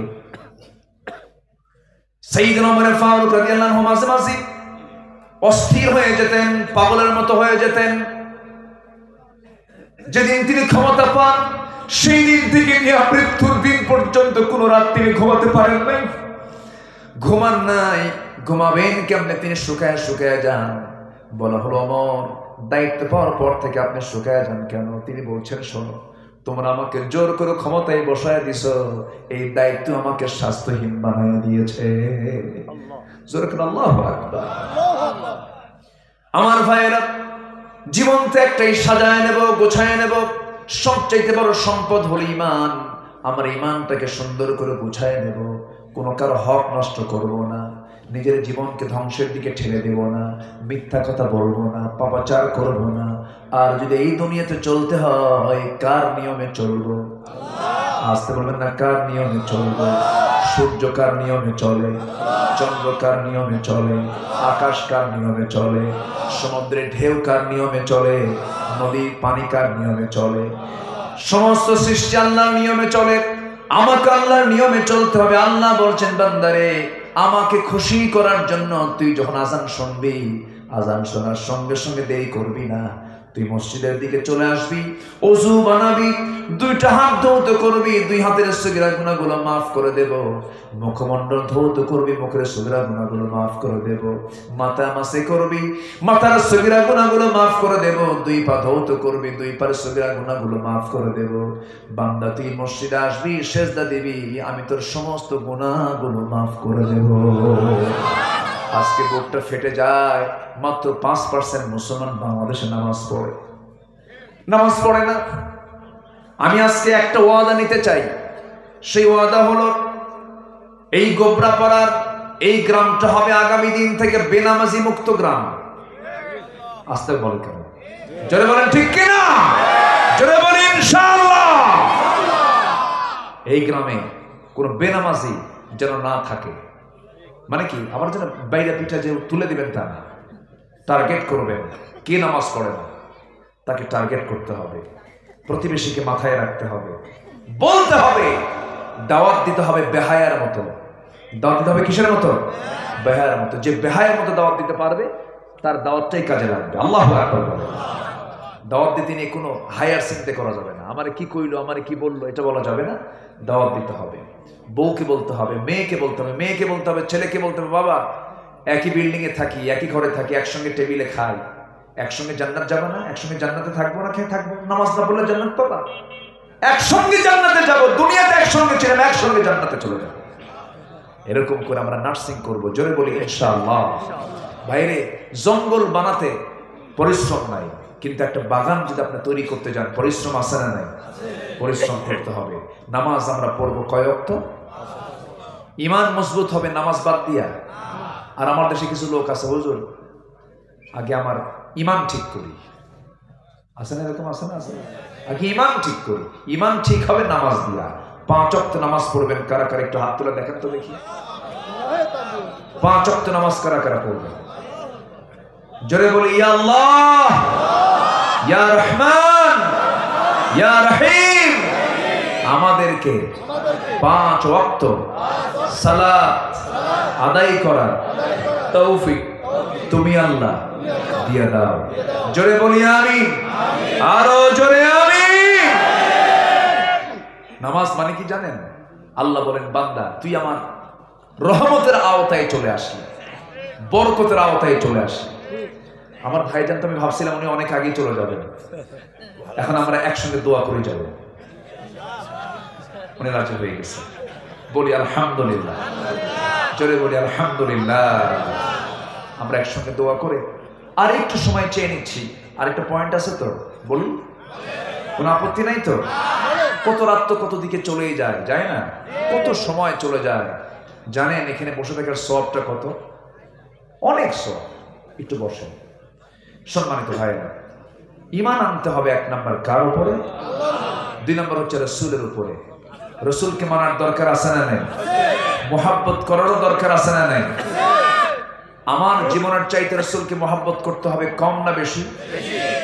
দিনের কোন একটা সময় মাঝে মাঝে চিন্তা করবেন, এটা ভাববেন, মাঝে মাঝে চিন্তা করবেন যে আচ্ছা আব্দুল্লাহ আমিন, তুমি বলো তো, সত্যি করে বলো তো, তুমি কি তোমার জীবনের চাইতে রাসূলকে বেশি ভালোবাসো? আবার বলবেন, আবার বলবেন, আবার বলবেন। যদি আপনার মন বলে, বিবেক নিরপেক্ষ রেখে যদি বলে হ্যাঁ আমার জীবনের চাইতে আমি রাসূলকে বেশি ভালোবাসি, আপনার ঈমানটা পাকা। যেরকম সুবহানাল্লাহ, ঈমানটা পাকা। এই জন্য এই পৃথিবীতে সাহাবীদের, নবীদের পরে সাহাবীদের জায়গা। আমার ক্ষুদ্র গবেষণায় আমি পেয়েছি সাহাবীদের দাম বেশি হওয়ার 1 নম্বর কারণ হলো সাহাবীরা সত্যিকার অর্থে জীবনের চাইতে রাসূলকে বেশি ভালোবেসেছে। যেরকম সুবহানাল্লাহ। এই লোকগুলো ওঠে কেন? এই যে হ্যাঁ, আমি কি দোয়া করে দেব? তাহলে যে উঠে তাকে ধরবেন, একটু বসায় দেন। আসলে আপনারা তুলতে দেরি করেছেন আমাকে, আর একটু আগে উঠলে ভালো হতো। মানে আমার সময়টা এমন সময় দিয়েছেন যে সময় ওয়াজ শেষ হয় সেই সময় আমি ওয়াজে উঠেছি। যাই হোক, এটা পরিবেশের কারণে হয়েছে, যতটুকু হয়েছে আমরা বলি আলহামদুলিল্লাহ।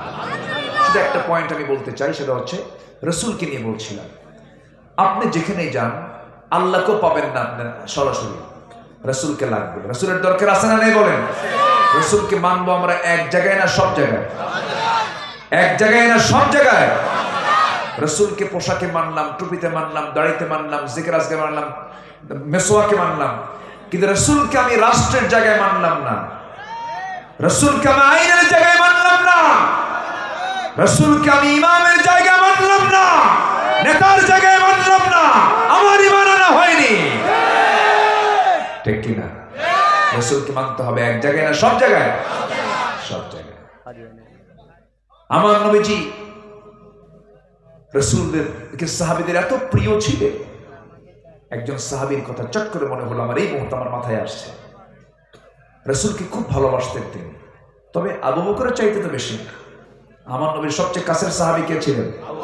আবু বকর সিদ্দিক রাদিয়াল্লাহু তাআলা আনহু। কিন্তু ওই সাহাবীও রাসূলকে খুব ভালোবাসতেন। আমার নবীজি জীবনের দুটো জায়গায় না খেয়েছিলেন, দুই জায়গায়, দুটো টাইম। একটা হচ্ছে তায়েফে, আরেকটা হলো খন্দকের যুদ্ধের পরীক্ষা খননের সময়। 3 নম্বর যুদ্ধ বদর, উহুদ, খন্দক। যারা মদিনায় গেছেন, আমি গেলে আমি নবীজির এই সমস্ত জায়গাগুলো দেখি। বদরে যাই, উহুদে যাই, খন্দকে যাই, তায়েফে যাই। বিশেষ করে তায়েফে গেলে হাঁটতে নিয়ে ভাবি, আহারে বিশ্ব নবীর দামি রক্ত দেহে এই কোথায়, কোন জমিনে কোথায় পড়ছে এটা। সম্মানিত ভাইয়েরা, খন্দকের পরীক্ষা খনন করার সময় আমার নবীজি 4 দিন 4 রাত খেতে পাননি। যুদ্ধ বিধ্বস্ত দেশ রাশিয়া অর্থনৈতিকভাবে এখন কি লাভবান না ক্ষতিগ্রস্ত? ক্ষতিগ্রস্ত। নবীজি মদিনায় কেবল আসছেন, যুদ্ধের পর যুদ্ধ তা লাগায় দিয়েছে ইহুদির বাচ্চারা। সেই ইহুদির বাচ্চারা এখন আছে না নাই? ওরা এখনো নাটক করছে। ওদের নাটক চলতেই থাকবে, ইমানদারদের পরীক্ষাও চলতেই থাকবে, ঠিক কিনা? ইহুদি কখনো বন্ধ হতে পারে? আমার নবীজি মদিনায় যেতে না যেতে এই বনু নাজির, বনু কুরাইজা, বনু কাইনুকা, ইহুদিরা কুরাইশদের সঙ্গে যোগ সাজস করে যুদ্ধ লেগে দিল। বদর, উহুদ, খন্দক। নবীজির হাতে টাকা পয়সা যা ছিল সব শেষ, সাহাবীরা সব শেষ করে ফেলেছেন। এক একটা সাহাবী আব্দুর রহমান ইবনে আওফ, তিনি ছিলেন 7,000 কোটি টাকার মালিক। সাইয়েদনা ওসমান ছিলেন 9,000 কোটি টাকার মালিক। সমস্ত টাকা, সমস্ত অর্থ সব আল্লাহর পথে ব্যয় করে দিয়েছেন, সব শেষ। এই সাহাবীগুলো না খাওয়া, আমার নবীও না খাওয়া, 4 দিন খেতে পারেননি। রাসূল নিজে কোদাল মেরেছেন, রাসূল নিজে কোদাল মেরেছেন, কোদাল মেরে মেরে পরীক্ষা খনন করছেন। চুলগুলো সাদা হয়ে গেছে, কাপড়গুলো ময়লা হয়ে গেছে। আমার নবীজি 4 দিন না খাওয়া, কেউ টের পায়নি। রাসূল হাসেন, কিন্তু এক সাহাবী দূর থেকে লক্ষ্য করে দেখেন নবীজির পেটের দিকে একটু ফুলা ফুলা। কাছের দিকে এসে দেখেন নবীজির পেটে ক্ষুধার যন্ত্রণা সহ্য করতে না পেরে পাথর বেঁধে রাখছেন।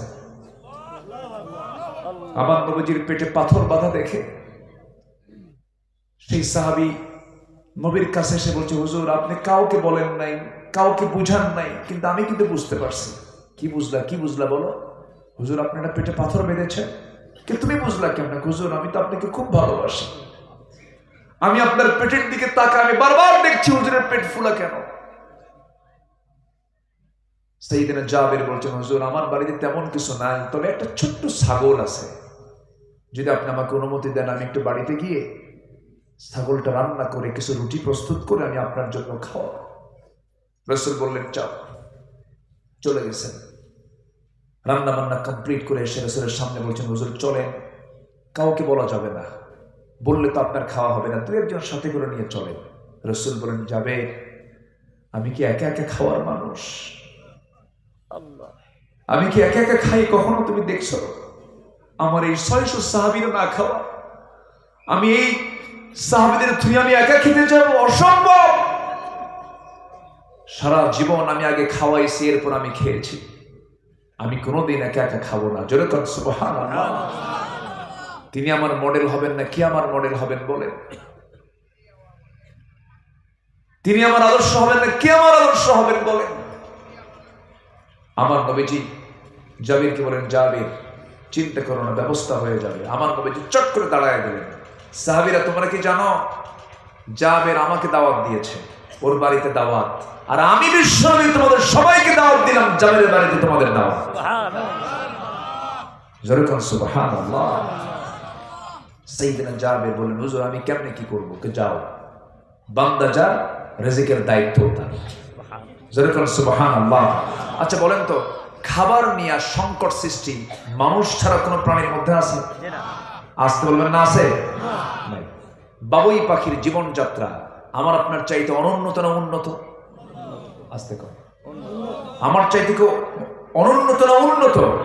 উন্নত। বাবুই পাখি গাড়িতে চড়ে, পায়ে হেঁটে যায়, ও কিসে কিসে চড়ে? বলেন কিসে? বিমানে চড়ে, ঠিক আছে না? বিমানে চড়ে। ওর বাসা থেকে, ওর বাসাও কি দুর্বল কোনো বাসা?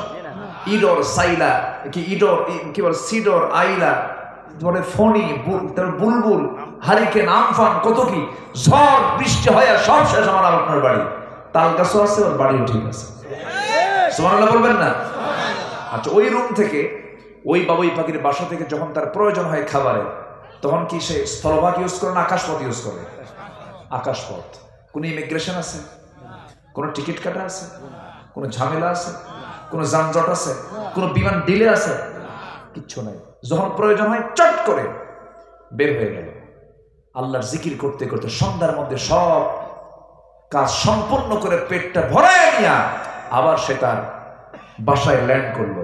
বিমান ল্যান্ড করলো, ছোট্ট মাথা, মোটর দানার মতো ব্রেন, এর মধ্যে বিমান সিস্টেমও আছে। জোরে কান সুবহানাল্লাহ। কে চালান? তার কোনো সমস্যা আছে? কোনো সংকট আছে? জলভাগে যান, তিমি মাছ নাম শুনছেন তো? তিমি মাছের হার্টের ওজন, হার্ট, এই বুকের যে হার্ট, এই হার্টের ওজনটা হলো 600 কেজি। কত কেজি? আচ্ছা, একটা মেশিন, একটা গাড়ি যখন চলে, গাড়ির আওয়াজ আছে না নাই? আওয়াজ শোনা যায় না? একটা গাড়ির ওজন তো 500-600 কেজি হয়। এই যে প্রাইভেট কার গুলো, এগুলো 600 কেজি হয়, আওয়াজ থাকে। এই হার্ট, তিমি মাছের যে হার্টের ওজন 600 কেজি, প্রতি মিনিটে 7 থেকে 8 বার হৃদস্পন্দিত হয়, হৃদস্পন্দন হয়। এই হৃদস্পন্দনটা 4 মাইল দূর থেকে শোনা যায়। যার হার্টের ওজন 600 কেজি, তার খাবার কয়শো কেজি দরকার?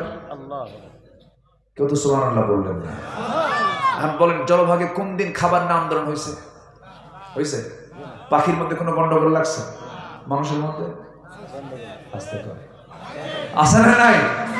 মানুষের মধ্যেও লাগতো না যদি মানতো কার বিধান? সব প্রাণী বিধান মানে কার? আর মানুষের মধ্যে ভেজাল কম না বেশি? এই জন্য আমাদের সমস্যা। আমার নবীজি বললেন, সাহাবীরা তোমরা চিন্তা করো না, জাবির তুমি চিন্তা করো, তুমি যাও, বান্দা যার রিজিকের দায়িত্ব, কোনো টেনশন করো না। জাবির একদিন সাইয়েদনা জাবিরকে রাসূলের সাথে করে নিয়ে মদিনার দিকে আসতেছিলেন। জাবির যে উটের পিঠে চড়েছেন, সেই উটটা বয়স্ক উট, আস্তে আস্তে যাচ্ছে, সবার পিছে পিছে পড়ে যাচ্ছে। রাসূলকে তিনি বলেন, ইয়া রাসূলুল্লাহ, আপনি আমাকে দারুণ ভালোবাসেন, সবাই আগে আগে চলে যে আমার বুড়া উট, আমি আস্তে আস্তে যাচ্ছি, আমার যাওয়াটা খুব আস্তে হয়ে যাচ্ছে, আপনি একটু আমার জন্য দোয়া করে দেন। নবীজির হাতের মধ্যে ছিল একটা লাঠি, লাঠি দিয়ে এমন জোরে ঘুতা মারলেন, উটের গায়ে উট এমন তাজা হলো, সমস্ত উটকে পিছায় ফেলে সবার আগে জাবির উট চলে গেছে মদিনায়। আমার নবীজি বলল, জাবির তুমি কি খুশি হয়েছো? নাকি? খুব খুশি হয়েছি। জাবির, তোমার তো বুড়া উট বিক্রি করবা নাকি? হুজুর, যদি আপনি কিনে নেন আমি বেচে দেব। রাসূল বললেন, এই যে নাও টাকা, উটটা আমার হাতে দিয়ে দাও। উট হাতের মধ্যে নিয়ে বললেন, ও জাবির, এই উট আমি তোমার থেকে নেব, আমি তোমাকে টাকা দিলাম, কিন্তু তুমি আমাকে দারুণ ভালোবাসো, আমি তোমাকে টাকাও দিলাম, উট আবার তোমাকে হাদিয়া দিয়ে দিলাম। রাসূল সবাইকে খুশি করতেন। জাবিরের বাবা ঋণ করে দুনিয়া থেকে বিদায় নিয়েছেন, ঋণদাতা বাড়িতে এসে সব তুল কালাম শুরু করে দিস। সাইয়েদনা জাবির চট করে নবীর সামনে এসে বলেন, ইয়া রাসূলুল্লাহ, আমার বাবার ঋণ, সব ঋণদাতারা আমার বাড়িতে এসে বসে আছে, আমি কি করব বলেন? রাসূল বলছেন, তোমার কিছুই নাই কিনা? কিছুই নাই। একটা খেজুর বাগান আছে, খেজুর গাছে খেজুর নাই। রাসূল আমাকে নিয়ে যাও। নবীজি নিজে চলে গেলেন খেজুর বাগানে, একদিক দিয়ে ঢুকলেন, আরেক দিক দিয়ে বের হলেন, গোটা খেজুর বাগান খেজুর দিয়ে ভরপুর হয়ে গেছে। সব খেজুর বিক্রি করা লাগলো না, অর্ধেক খেজুর বিক্রি করেই সব ঋণ শোধ হয়ে গেছে, বাকি খেজুরগুলো তার রিজার্ভে থেকে গেল। আল্লাহ যদি কাউকে বরকত দেন, আল্লাহ তাআলা বরকত যদি একবার দিতে পারেন কোন বান্দাকে, তার রিজিক কখনো ফুরায় না। জোরে কোন সুবহানাল্লাহ। বুদ্ধি থাকলে রিজিক পাওয়া যায় না, রিজিক আসে কার কাছ থেকে? আল্লাহর কাছ থেকে। গ্রামের মধ্যে অনেক লোক আছে দেখবেন, বুদ্ধি খুব, কিন্তু ভাত পায় না। আছে না এরকম? আছে না নাই? আমার নবীজি চলে গেলেন জাবিরের বাড়িতে। আমার নবীজি চলে গেছেন জাবিরের বাড়িতে। এদিকে জাবির রাদিয়াল্লাহু আনহু ঘরের মধ্যে ঢুকে বউকে বললেন, বউ আমার ব্যস্ত লাগছে, কি 6 কেজি ছাগল, 600 সাহাবী আসতেছে, কি করা যায়? এবার বউ মুস্কি হাসি মেরে বলছেন, স্বামী আমার চিন্তা করেন কেন? মেহমান যখন কারো বাড়িতে মেহমান হয়ে আসে, তার রিজিক সে নিজেই নিয়ে চলে আসে। জোরে বলে সুবহানাল্লাহ। কি আস্থা, কি বিশ্বাস কার উপরে? আল্লাহ। মেহমান দেখলে অনেক মহিলা আছে খুব খুশি হয়, খুব খুশি হয়, স্বামীকে বলে এটা নিয়ে আসেন, ওটা নিয়ে আসেন, মেহমান আসছে, খুব খুশি হয়। আবার কিছু মহিলা আছে চেহারার দিকে তাকানো যায় না, আছে না নাই? নিজের পরিবারকে যদি সমৃদ্ধ রাখতে চান, নিজের পরিবারকে যদি রিজিকে ভরপুর রাখতে চান, মেহমান ছাড়া বাড়ি রাখবেন না। আল্লাহু আকবার বলেন। যার বাড়িতে মেহমান ভরা থাকে সেই বাড়ির রিজিক কখনো ফুরায় না। আল্লাহু আকবার। এক সাহাবীর বাড়িতে 3 মাস বাজার নাই। কয় মাস? 3 মাস। তার বউ বলতেছে, স্বামী আমার 3 মাস বাজার নাই, আজকে আপনার পকেট থেকে কিছু পয়সা জমা করছিলাম, এই জমাকৃত পয়সা আপনাকে দিলাম, একটু বাজার করে আনেন। উনি বাজার করতেছে, আজান শুনছে, নামাজে গেছে, জোহর আসর মাগরিব, আর বাজার করা হয়নি। আমার নবীজি এশার নামাজ পড়ার পর মেহমান ভাগ করে দিচ্ছেন, এই যে তুমি 3 জন 4 জন 5 জন নিয়ে যাও, ও তালহা তুমি আমার একটা মেহমান নিয়ে যাও। এক মেহমান নিয়ে চলে গেছেন, ফাঁকা ব্যাগ নিয়ে বাড়ির সামনে গিয়ে বউকে বলছেন, বউ আমার দরজা খুলো, এই যে ব্যাগ, বাজার করার সময় পাইনি, এই যে পয়সা নাও। আর মেহমান নিয়ে আসছি, মেহমান নিয়ে আসছি কথা বলার মাত্রই সেই তালহা সাহাবী, তালহা রাদিয়াল্লাহু আনহু স্ত্রী শোনা মাত্রই বলে ফেলতেছেন মুস্কি হাসি দিয়ে, আলহামদুলিল্লাহ, যেরকম আল্লাহু আকবার। তালহা বলছেন, বউ আমি তো বাজার করে নাই, এখন কি করবো বলো? মেহমান যখন এসেছেন আমার বাড়িতে, বরকত হবে। আল্লাহু আকবার বলবেন না? আর আমার আপনার বাড়িতে যদি 3 মাস বাজার না করে, 3 মাস লাগবে না, 3 দিন বাজার নাই, বলেন আপনারা বলেন কি হবে? বলেন। হ্যাঁ, যুদ্ধ।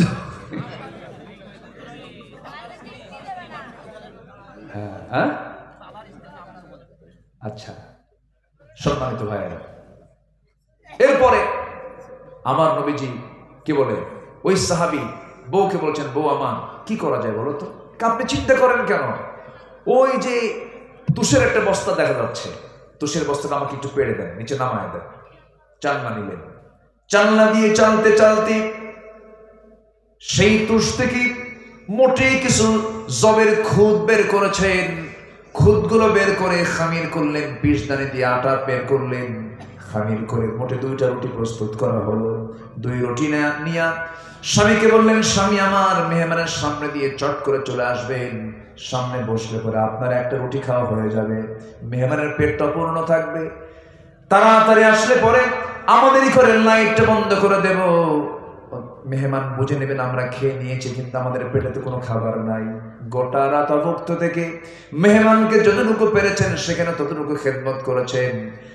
রাতের ঘুম শেষ, ফজরের সময় যখন মেহমানকে নিয়ে যখন মসজিদ নববীর দিকে ওই সাহাবী রওনা দিয়েছেন, নামাজ শেষ হয়ে গেল, নবীজি পিছন দিকে ডাক দিচ্ছেন, তালহা এইদিকে আসো।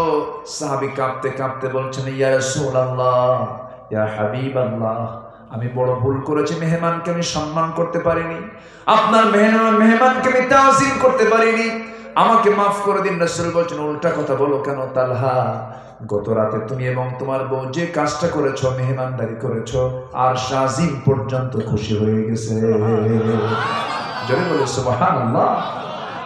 মেহমান আছে যে ঘরে, রহমত আছে সেই ঘরে। আমার নবীজি বললেন, যাবে আসছি বাড়িতে, তুমি কোথায়? কুজোর ভিতরে আসো, তোমার বউকে আমার সালাম জানিয়ে বলো, তোমার বউ যে হাড়িতে রান্না করেছে সেই হাড়ির ঢাকনা যেন না খুলে, রুটি বানিয়ে যে পাত্রে রেখে দিয়েছে সেই পাত্রের উপরে ঢাকনা যেন না টান দেয়। আমি আজকে রুটি আর গোশত বন্টনের দায়িত্ব আমি কাউকে দেব না, আমি নিজে হব আজকে সব খাবার বন্টন করে, আমি হব মেসিয়ার। আমি কি হব? মেসিয়ার হব, বিশ্ব নবী। আমার নবীজি বলেন, আমি বন্টন করব। কোমরে গামছা বাঁধলেন, খেদমত শুরু হলো। 600 সাহাবী, এই সেই কথা নাকি? আমার নবীজি নিজের হাতে না খাওয়া রাসূল 4 দিন 4 রাত খেতে পারেন নাই। ইন্না মাআল উসরি ইসরা। আমার নবীজি নিজের হাতে সুন্দর করে সবার হাতে হাতে রুটিও দিলেন, গোশতগুলো বন্টন করে দিলেন। যোদ্ধাগুলো, মুজাহিদ সাহাবীরা সব তৃপ্তি করে রুটিও খেলেন, গোশত খেলেন, কিন্তু জাবিরের বাড়ির এক চুল পরিমাণ রুটিও কমে নাই, গোশতও কমে নাই। ইন্নাল্লাহা ইয়ারযুকু মান ইয়াশাউ বিগাইরি হিসাব, আল্লাহ তাআলা যাকে চান তাকে সীমাহীন রিজিক দিয়ে দেন। জোরে বলে সুবহানাল্লাহ। আল্লাহ তাআলা যাকে দিবেন তাকে দিতেই থাকবেন। এই জন্য রিজিক চাইতে হবে কার কাছে? আসতে বলবেন না, কার কাছে? এই জাবির এই রিজিকটা পেয়েছেন শুধুমাত্র কারণ হলো রাসূলকে মুহাব্বত কম করার কারণে, বেশি করার কারণে, ঈমান থাকার কারণে, নবীর প্রতি মুহাব্বত থাকার কারণে। আসুন সবকিছুর মূল সেন্টার বানাবো আমরা আল্লাহ এবং রাসূলকে। আল্লাহ কবুল করুন। জোরে বলে আমিন, আরো জোরে আমিন। সবাই ফজর পড়বেন তো ইনশাআল্লাহ? ফজর পড়তে রাজি আছেন তো ইনশাআল্লাহ? মাদ্রাসার পক্ষ থেকে সবাইকে আমি একটা প্রস্তাব দিচ্ছি, প্রত্যেক পিতামাতাকে দায়িত্ব নিতে হবে যে প্রত্যেক সন্তানকে কোরআনের শিক্ষা বাধ্যতামূলক করতে হবে। সবাই সন্তানদেরকে মাদ্রাসায় দিবেন। জোরে বলে ইনশাআল্লাহ। এই উদাত্ত আহ্বান জানি। অনেক রাত হয়েছে, আমি প্রচন্ড ব্যস্তপূর্ণ মানুষ উনি, আমি ওনার ব্যস্ত সময়টাকে আমি জোর করে বসায় রেখেছি। তো যাই হোক, যতটুকু হয়েছে আমরা বলে ফেলি আলহামদুলিল্লাহ। সবাই বসে পড়ি আমরা, সবাই বসে।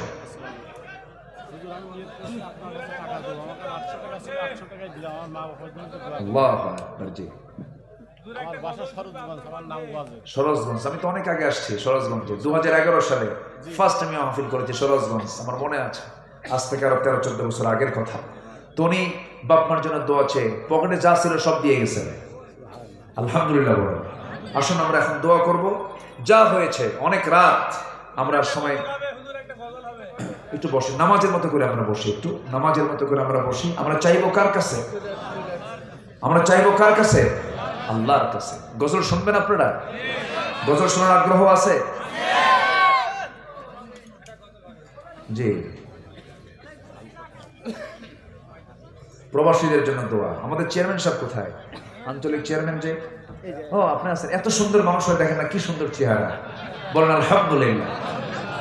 এর আগে দেখা হয়েছে, খুব সুন্দর মানুষ, আলহামদুলিল্লাহ। আমরা সবার জন্য দোয়া করবো ইনশাআল্লাহ। হ্যাঁ জি। এরপর আজকে সভাপতি মহোদয় নুরুল ইসলাম ভাদু সাহেব, তিনি আজকের মাহফিল 10,000 টাকা দিয়েছেন, আলহামদুলিল্লাহ। এবং তিনি দোয়া চেয়েছেন, তিনি আগামীতে হজে যাচ্ছেন না, উনি হজে যাবেন। আল্লাহ তাআলা তুমি তাকে হজ্জ মাবরুর, যে হজ কবুল হবে এমন হজ করার তৌফিক তুমি আল্লাহ দিয়ে দাও। জোরে বলি আল্লাহুম্মা আমিন। এরশাদ কামনা করছি। উপস্থিত অনেকে দোয়া চেয়েছেন, আপনার কাছে পৌঁছে দিতে বলেছে। আচ্ছা আচ্ছা, ঠিক আছে জি, ইনশাআল্লাহ। একটা মাঝখান থেকে গজল কি বলতে হবে? আমাদের প্রিয় বন্ধু 1 নাম্বার কে, আর দ্বিতীয় বন্ধু হচ্ছেন মুহাম্মদ সাল্লাল্লাহু আলাইহি ওয়াসাল্লাম। দেখি রাসূলকে নিয়ে, আমাদের প্রিয় বন্ধু তো রাসূল, তাকে সব জায়গায় লাগবে। তাকে নিয়ে আমি একটা গজল গাচ্ছি, আমরা একটু শুনি।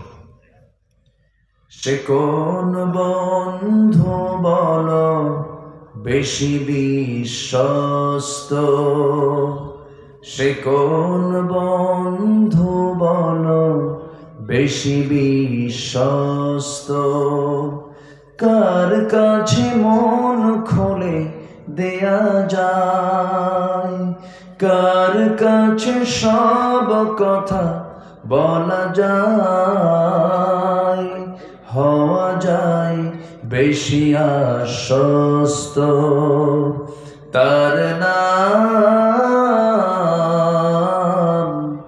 আহমদ বড় বিশ্বস্ত, আহমদ বড় বিশ্বস্ত, যেজন কখনো ব্যথা দিতে জানে না, যেজনকে বলি মুছে দেই বেদনা, ঠিক কিনা?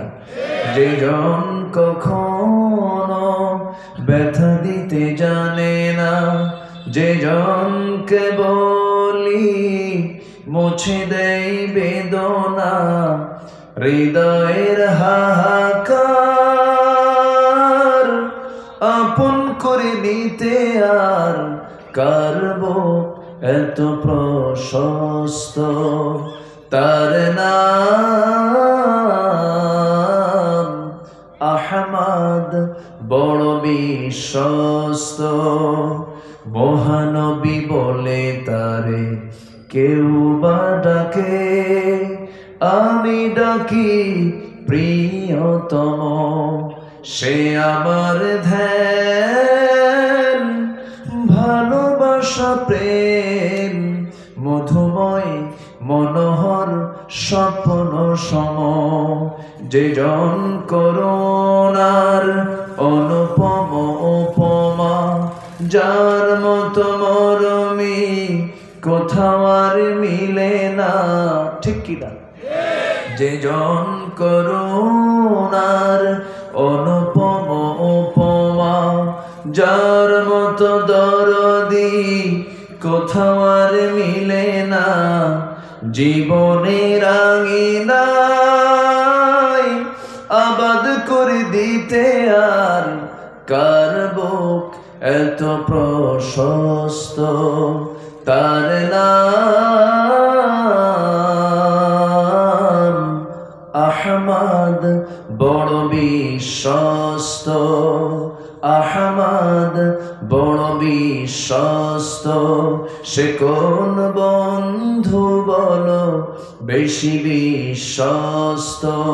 সে কোন বন্ধু বলো বেশি বিশ্বস্ত? তার নাম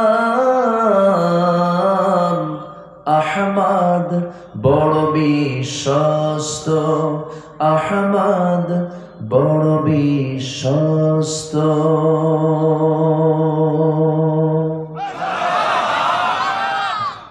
আলহামদুলিল্লাহ। জি রাসূল